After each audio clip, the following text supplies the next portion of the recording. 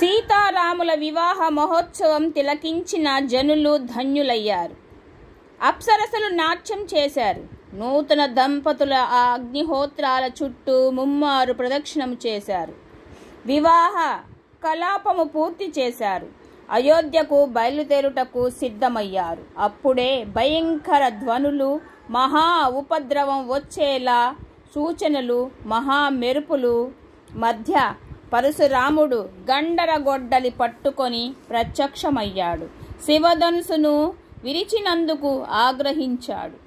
జనకుడు, దశరథుడు పరశురాముణ్ణి ప్రార్థించారు. పసివాడు రాముడన్నారు. పరశురాముడు ఉగ్రుడయ్యాడు. శివధనుసును ఎక్కుపెట్టి వెరవటం కాదు, ఈ విష్ణుధనుసును ఎక్కుపెట్టు అన్నాడు. శ్రీరాముడు అందుకున్నాడు. శ్రీరామునిలో వైకుంఠవాసుడగు శ్రీ మహావిష్ణువుని కానవచ్చాడు. భక్తితో ప్రణమిల్లి అదృశ్యమయ్యాడు. శ్రీ మహావిష్ణువు మానవ రూపం దాలిస్తే ఎలా ఉంటాడో, శ్రీ మహాలక్ష్మి మానవ రూపం ధరిస్తే ఎలా ఉంటుందో అలా ఉన్న సీతారాములను చూసి దశరథుడు, అయోధ్య ప్రజలందరి పులకించిపోయారు. సమస్త సద్గుణాలు గల శ్రీరాముని యువరాజుగా చేయ సంకల్పించాడు దశరథుడు. కోసల దేశమంతా సంతోషంతో ఉప్పొంగిపోయింది.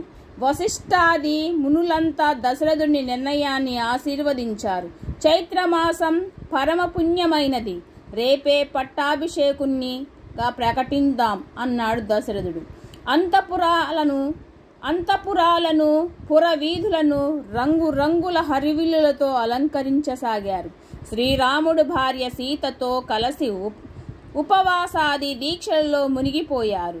పుష్యమి నక్షత్రంలో శ్రీరాముని పట్టాభిషేకం అది జరిగేనా అని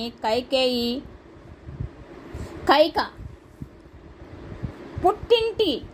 పుట్టింటి దాసి మందర పూలమాలను కడుతున్న అంతఃపుర పరిచారికులను తోడుకొని నడిచింది. కైకేయి మందిరానికి వెళ్ళి శ్రీరాముణ్ణి పట్టాభిషేకమట అని వ్యంగ్యంగా అంది. కైక ఆనందపడింది. దేవేంద్రుడి వంటి శ్రీరామునికి పట్టాభిషేకమా అని పులకించిపోయింది. మందరకు మెడలోని ముత్యాల దండ ఇచ్చింది. నీ సవతి పుత్రుడికి పట్టాభిషేకమైతే ఇక నీవు నేను కూడా దాసీలమే అంది కైక.